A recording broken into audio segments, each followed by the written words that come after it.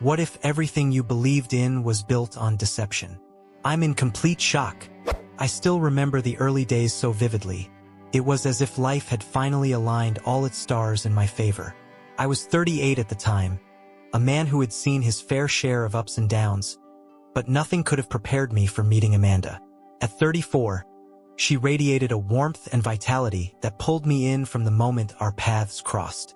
For 12 years we'd been together, and during the first 8 of those years, everything felt magical. Every day was a new adventure. Every conversation a deep dive into a world where our passions and dreams intertwined. We clicked instantly, bonding over our love for sports, our insatiable wanderlust, and a shared reverence for music that spoke to our souls. It wasn't just about the adrenaline rush of a last-minute win on the field or the thrill of discovering a hidden gem in an unfamiliar city. It was the way we connected over every little detail. I'd often catch Amanda lost in thought during our long walks, pondering the intricacies of society and the social issues that we both held so dearly.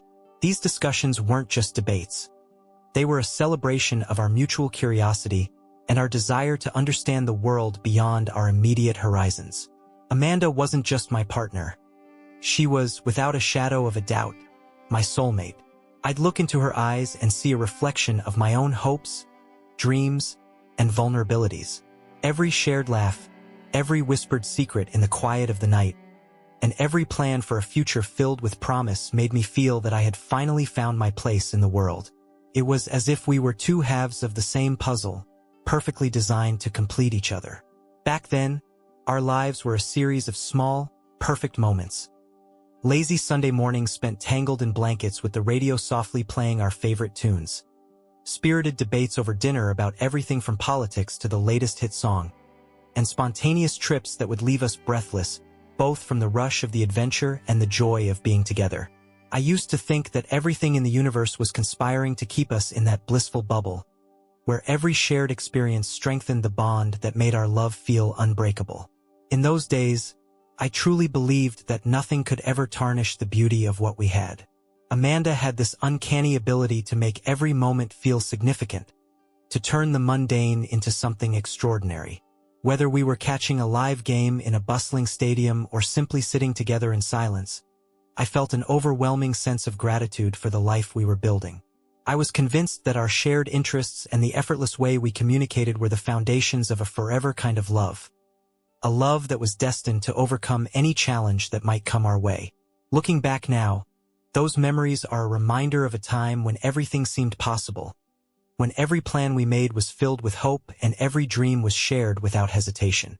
Even though life eventually had its surprises in store for us, those early years remain etched in my heart as the purest form of happiness I've ever known. Every laugh, every touch, every discussion was a testament to the connection we shared. A connection that, for a long time, made the world feel like a brighter, more promising place. It started subtly, like a slow fading of color in what had once been a vibrant painting. At first, I dismissed the small changes in Amanda as the natural ebb and flow of life. But soon, it became impossible to ignore that something was off. One evening, as I sat at our dinner table, I noticed how she barely glanced up from her phone. Her eyes were fixed on something, a series of messages that seemed to capture her full attention. I tried to catch her eye, to ask if everything was okay, but she simply brushed off my concern with a quick, "It's just work stuff." I wanted to believe her, but deep down, a knot of worry was forming. It wasn't long after that I learned about her new boss, Nick. I first heard his name casually tossed into our conversations, as if he were someone of little consequence. But then, gradually, every conversation Amanda had was peppered with details about him. Nick was 42, confident, and possessed a charisma that seemed to have captivated her. I couldn't help but feel a twinge of jealousy every time she mentioned him. It was strange. Amanda had always been the kind of person who gave her undivided attention to me. Now, her eyes sparkled a little too much when talking about this man at work. The situation took another unexpected turn when one of our closest friends, Justin, fell gravely ill. Justin had been diagnosed with a terminal illness, and I remember the profound sadness that washed over me at the news. I was sure Amanda would be just as devastated and would want to rally around him in his time of need. But instead, she declined to visit him, choosing to attend a corporate party instead. That decision cut through me like a cold knife. How could she, in the midst of such sorrow, prioritize work and a social event over being there for someone who needed us? The more I observed, the clearer it became. Amanda was gradually withdrawing from our life together. The warmth in her voice, the spontaneous laughter we once shared, they were all being replaced by silence and distant glances. She seemed almost addicted to her phone, finding refuge in its constant stream of notifications and messages. Every time I tried to initiate a conversation or reach out for closeness, I was met with an evasive smile or a curt, "I'm busy." It felt as though a wall was slowly being built between us, brick by brick. I tried to talk to her about it, to understand what was driving this sudden shift. But every conversation ended in her deflecting my questions or dismissing my worries as nothing more than stress. The more I pressed, the more she shut me out. I began to feel like I was watching the slow disintegration of the relationship I had once cherished. A relationship built on years of shared dreams and unspoken promises. It was during one of those long, lonely nights, with the house quiet and empty save for my anxious thoughts, that the painful reality truly set in. I found myself questioning every memory we had built together. Where had the affection gone? How had our connection, once so profound, begun to crumble? I was haunted by the thought that Amanda was no longer the woman I had fallen in love with. The woman who had been my confidant, my rock, and my soulmate. Looking back now, it's clear that the signs were there all along. The incessant need to check her phone, the spark in her eyes whenever she mentioned Nick, and her inexplicable decision to skip out on moments that truly mattered. All of it was a slow, deliberate retreat from the intimacy we once shared. I'm left wondering if I ever truly understood her, or if I was just another part of a life she no longer cared to nurture. In the quiet aftermath of these revelations, I couldn't help but feel betrayed, not by a single act, but by the gradual erosion of the person I thought I knew. The tapestry of our life together was unraveling, each thread pulled away until nothing remained of the bond we had so carefully woven over the years. And as the distance between us grew, so did the gnawing fear that the love we once had might be lost forever. That night, when Amanda was fast asleep, I found myself unable to shake the gnawing suspicion that something was horribly wrong. I crept over to her phone, my hands trembling as I unlocked it, and what I saw made my heart stop. There were hundreds of messages, intimate, raw, and unambiguously meant for someone else. Each message was a punch to the gut, each loving word meant for another person instead of me. The shock left me numb, my mind swirling with a mix of betrayal, anger, and deep sorrow. I couldn't just stop there. I needed to know the full extent of her deception. Driven by a desperate need for the truth, I installed a GPS tracker on her car. That decision, one I never thought I'd have to make, opened a window into a secret life I never suspected she was living. One day, I watched as her car veered away from our familiar streets, heading 50 kilometers out of town. The tracker led me to a desolate parking lot, a place where secrets seemed to thrive. I knew with a sinking certainty that she had met Nick there, a man whose name had become a constant echo in her conversations, a name that now embodied everything that was tearing our world apart. As if the digital footprints weren't damning enough, I stumbled upon one final, devastating piece of evidence. Hidden away in the back of our closet was an iPad that I had never seen before. My hands shook as I powered it on, fearing what I might find. The screen lit up with over 200 explicit photos and videos. They were all of Nick intertwined with two other individuals, a visual record of infidelities and secrets that I could hardly comprehend. Every image was a brutal confirmation that the bond we once cherished was nothing but a carefully constructed facade. But then, among the explicit content, I came across something that shattered me even further.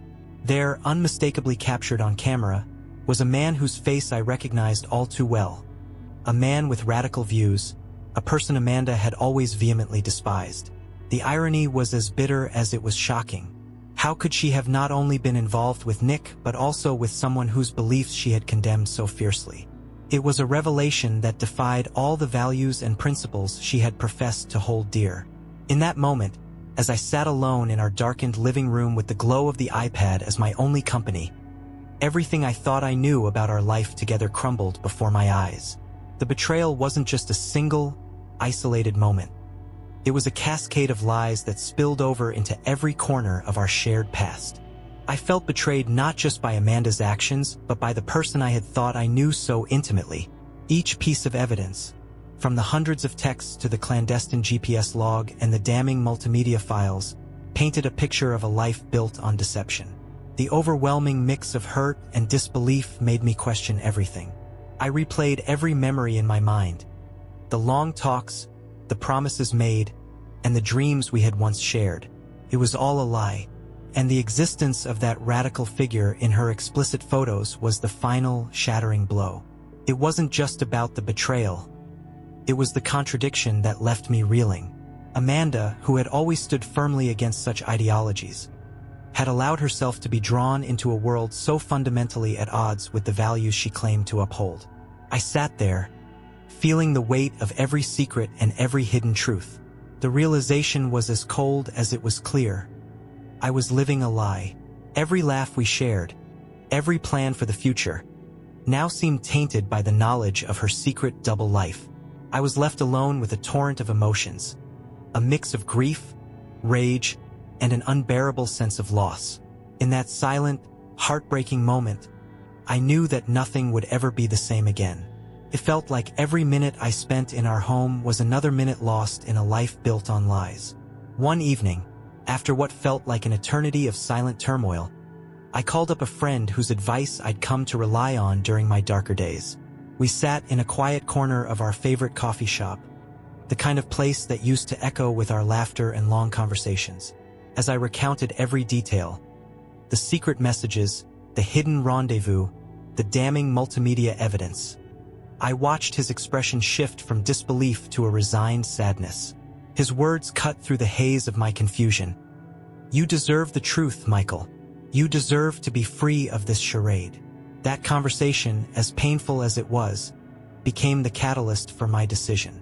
The next morning, with a heavy heart and trembling hands, I finalized the decision that would alter the course of my life. I was filing for divorce. I meticulously printed out the necessary documents and, in a final act of symbolic defiance, placed them on our kitchen table. There, right beside the engagement ring that had once symbolized our eternal commitment, lay the legal papers marking the end of our shared history.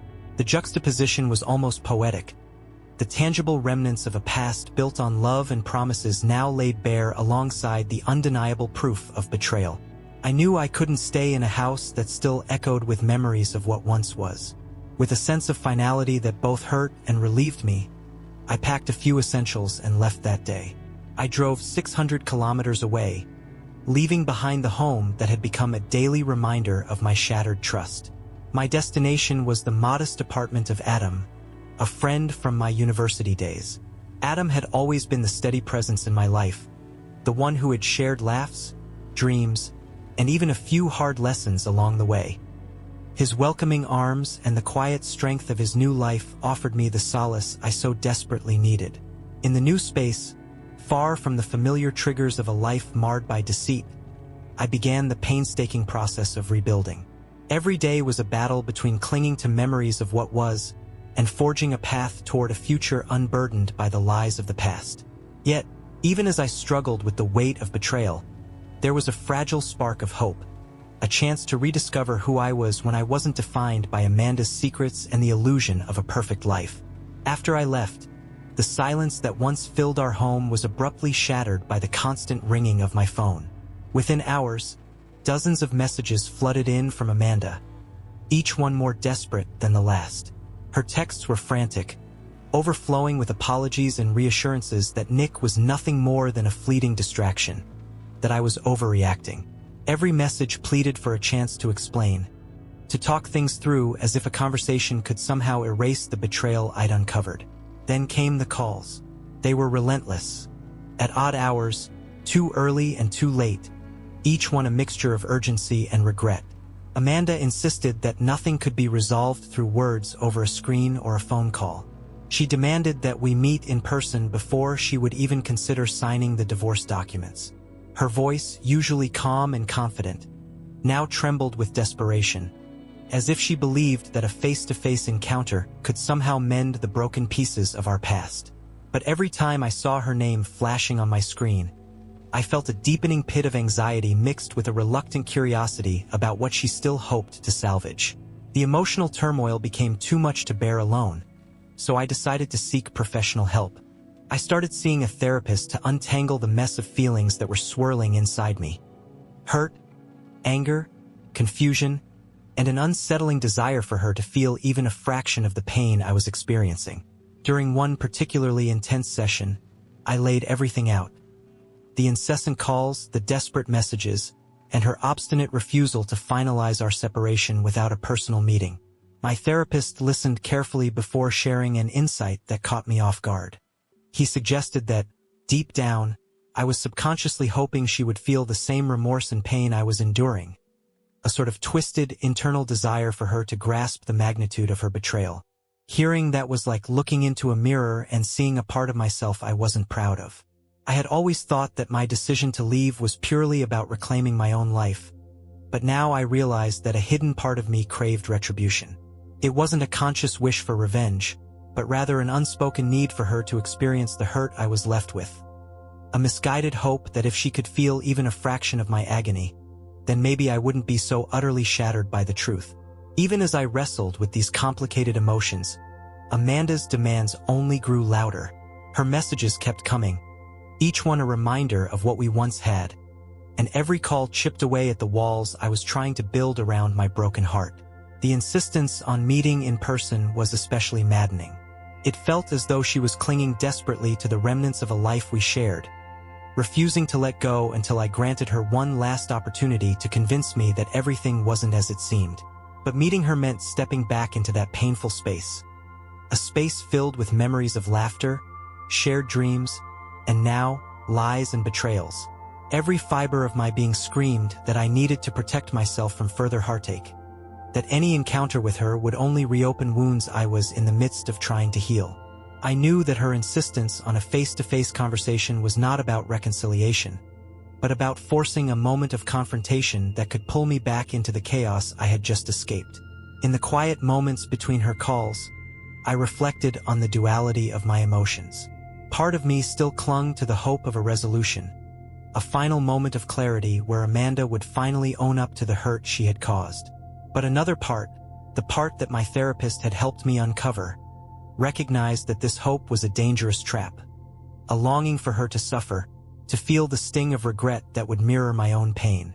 It was a bitter realization, one that forced me to question whether holding on to any expectation of remorse was doing more harm than good.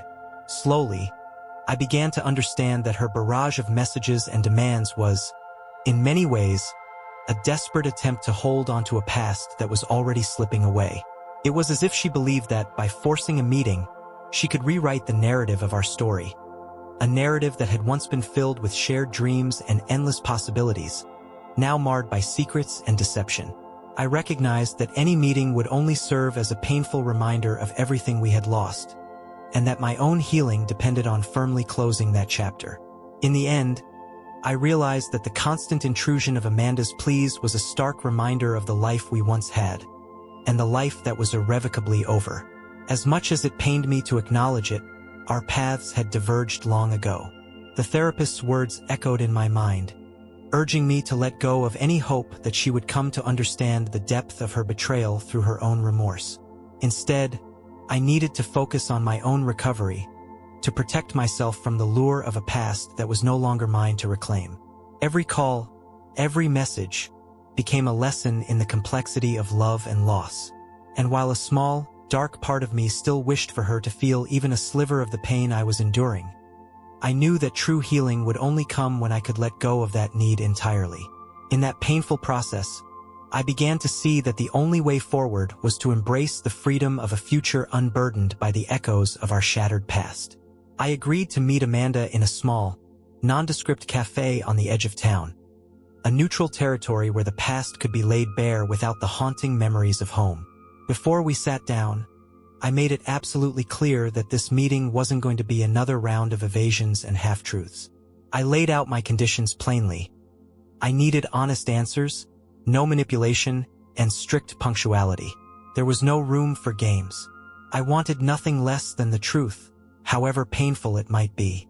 When Amanda arrived exactly on time, she looked as if she'd been weighed down by the enormity of what she had to say.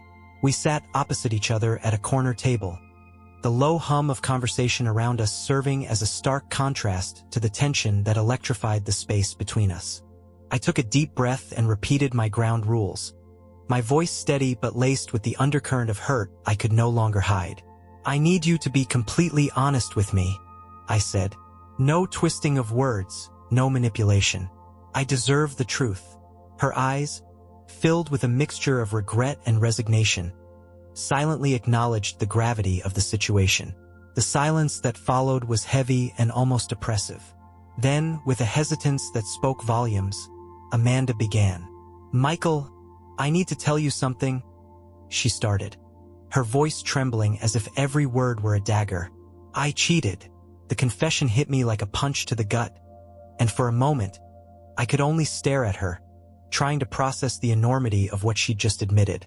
She went on, her voice faltering as she detailed how it all began. "It started on the 5th day after I met Nick," she said, her eyes darting away from mine. "I never meant for it to happen. I didn't plan it. But that day, something changed in me. His charisma, his presence.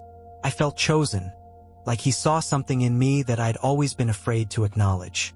It was as if he unlocked a part of me that had lain dormant for too long." I listened, feeling a cocktail of emotions.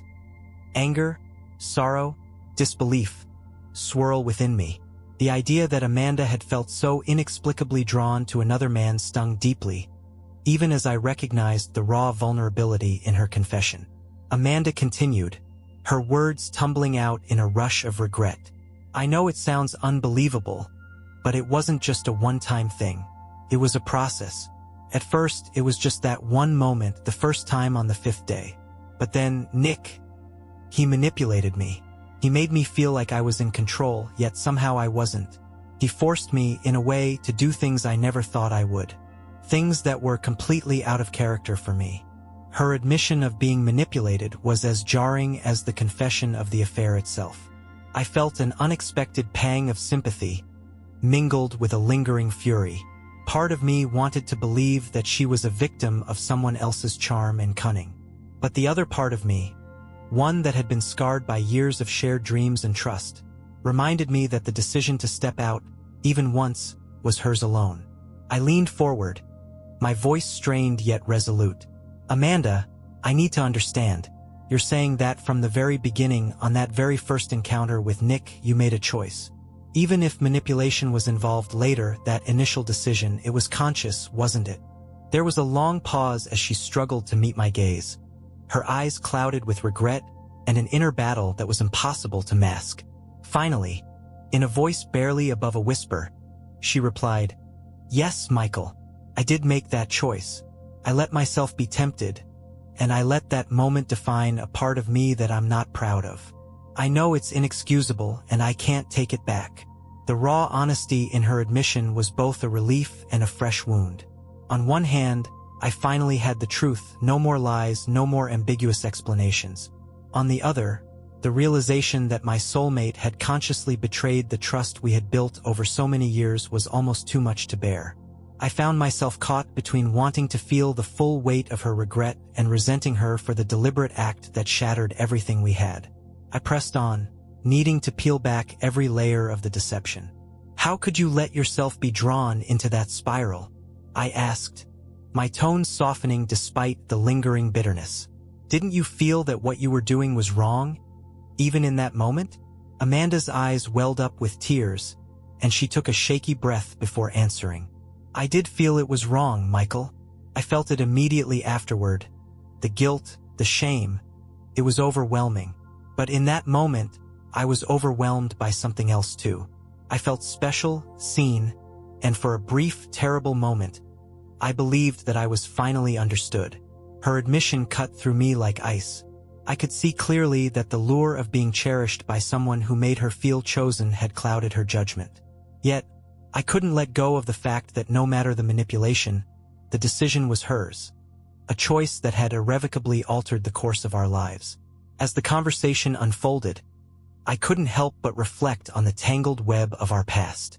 For years, Amanda and I had shared dreams, supported each other through every challenge, and built a life that I thought was unbreakable. And now, here we were, standing on the precipice of a truth that was as painful as it was undeniable. Part of me questioned whether I had contributed in any way to creating a void that made her vulnerable.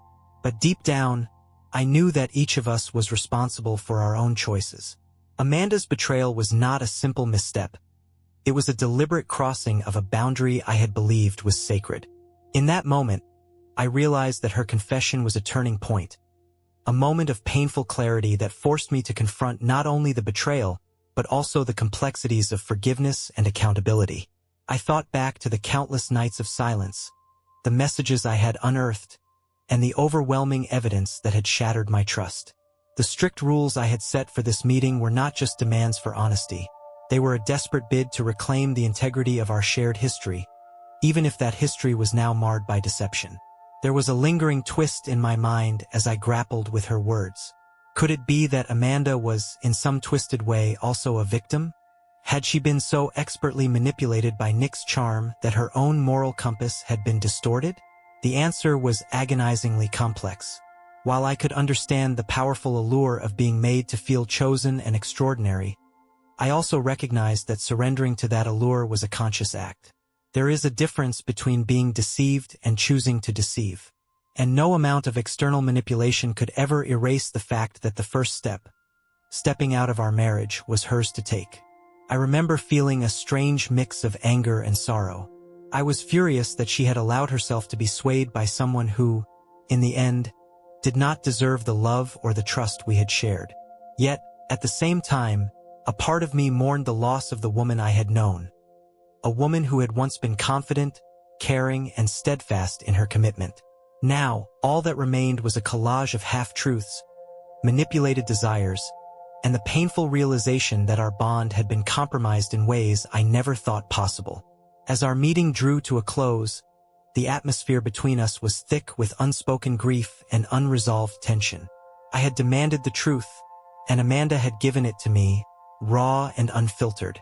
The conversation had been a cathartic yet crushing experience, one that stripped away the layers of pretense and left us both exposed. I left the cafe with a heavy heart, knowing that while this encounter had offered a glimpse into her motivations, it had also confirmed the irreversible breach of trust between us. Driving away from that meeting, I felt an overwhelming mix of relief and desolation. The truth was finally out in the open, and with it came the painful clarity that our lives were now on irrevocably different paths. Amanda's words echoed in my mind, her confession that she had consciously made that first choice, even if it had been later marred by manipulation. And while part of me desperately wanted to hold on to what we once had, I understood that some betrayals leave wounds too deep to heal by mere apologies. In the days that followed, I found myself oscillating between a desire for retribution and a reluctant understanding of the forces that had led us to this point. The meeting had not provided the closure I had hoped for, but it had forced me to confront the tangled reality of our love, a reality where even the purest intentions could be undermined by the lure of something dangerously seductive. As I continued on my path toward healing, I carried with me the painful lesson that truth, no matter how brutal, is the only foundation upon which a new beginning can be built. I remember the day I handed over my complaint to HR as if it were etched in time, a final act of reclaiming control from the chaos that had unraveled my life. Every piece of evidence, every damning message and hidden file, lay bare on that report, and I could feel the weight of each truth pressing down on me. It wasn't long before the fallout began. Management took swift action, and before I knew it, both Nick and Amanda had left their positions. It felt almost surreal, like watching a carefully constructed house of cards collapse, leaving nothing but the echoes of betrayal in its wake. In the wake of that professional reckoning, Amanda made another drastic move. She packed up her life and moved to her parents' home, which was 1,500 kilometers away, a distance that, in a way, mirrored the emotional chasm that had grown between us. I later learned she'd started seeing a psychologist, trying to untangle the complex web of emotions and decisions that had led her down this destructive path. Despite the apparent need for her to heal, I couldn't bring myself to consider any possibility of reconciliation. The trust that had once been the foundation of our marriage was irrevocably broken. With Amanda gone and Nick out of the picture, I was left to pick up the shattered remnants of my own life. I knew that returning to the past was not an option, so I focused on rebuilding myself. I began to immerse myself in activities that I'd long neglected, working out, reconnecting with friends, and rediscovering passions that had been buried under the weight of betrayal. Every day was a cautious step toward reclaiming who I was before the lies took over, though the journey was anything but straightforward. Yet, just as I started to forge a new path, there were moments when the past would come unbidden.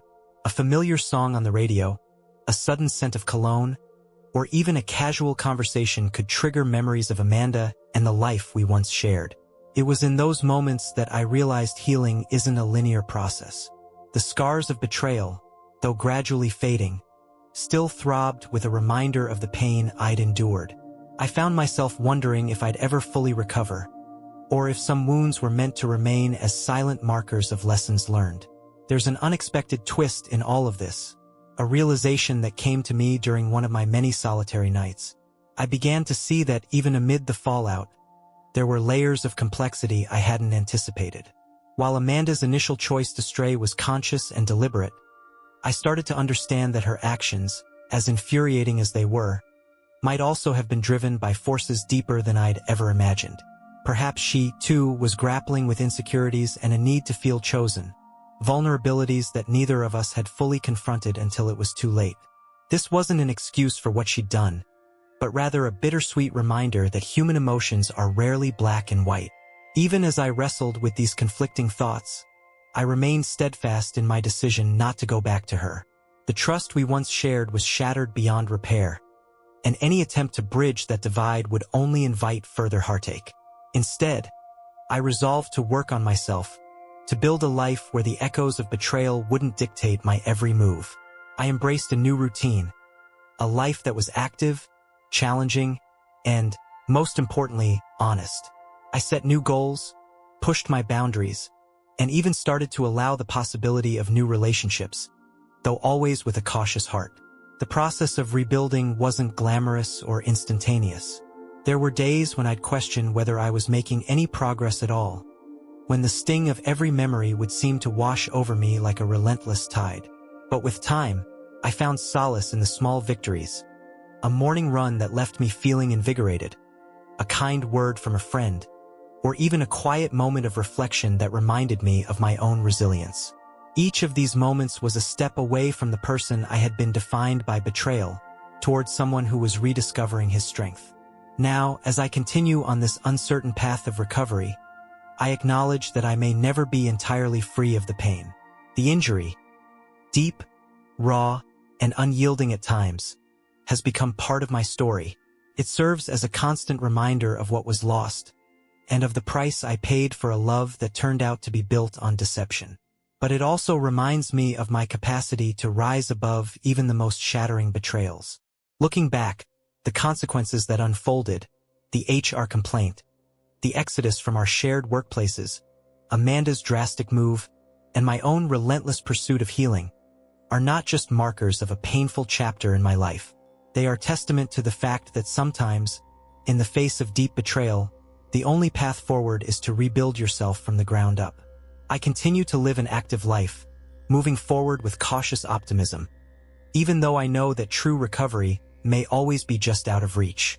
Every day is a new battle, a new opportunity to redefine who I am, and a step toward finally putting the past behind me.